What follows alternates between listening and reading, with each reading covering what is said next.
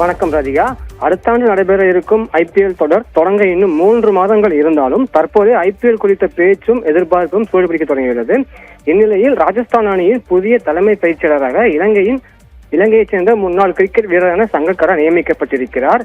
அதுவும் ஜெயிலர் திரைப்பட பாணியில் அவருடைய அறிவிப்பை ராஜஸ்தான் வெளியிட்டுள்ளது. இந்த வீடியோ இணையத்தில் வைரலாகி வருகிறது.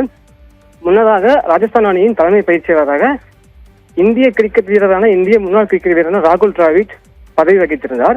2024 T20 உலகக்கோப்பை இந்தியா கைப்பற்றிய கையோடு இந்திய தலைமை பயிற்சியாளருக்கான பதவிக்காலம் ராகுல் டிராவிட்டுக்கு முடிந்ததை அடுத்து ராஜஸ்தான் அணியின் தலைமை பயிற்சியாளராக ராகுல் கடந்த IPL தொடரில் நியமிக்கப்பட்டிருந்தார். அவரது தலைமையின் கீழ் விளையாடிய ராஜஸ்தான் ராயல்ஸ் அணி 14 போட்டிகளில் வெறும் 4 போட்டிகள் மட்டுமே வென்று 9 போட்டிகளில் தோல்வி அடைந்தது குறிப்பிடத்தக்கது.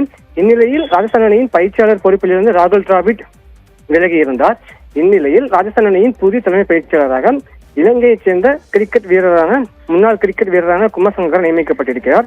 முன்னதாக கடந்த 2021 ஆண்டு ராஜஸ்தான் அணியின் கிரிக்கெட் இயக்குநராக சங்கக்கரா நியமிக்கப்பட்டிருந்தது குறிப்பிடத்தக்கது. அவர் கிரிக்கெட் இயக்குநராகவும் தற்போதும் அடுத்த ஆண்டும் தொடர்வார் என்றும் கூடுதலாக தலைமை பயிற்சியாளர் என்ற பொறுப்பையும் வகிப்பார் என்று ராஜஸ்தான் ராயல்ஸ் அணி அறிவித்துள்ளது. ராதிகா.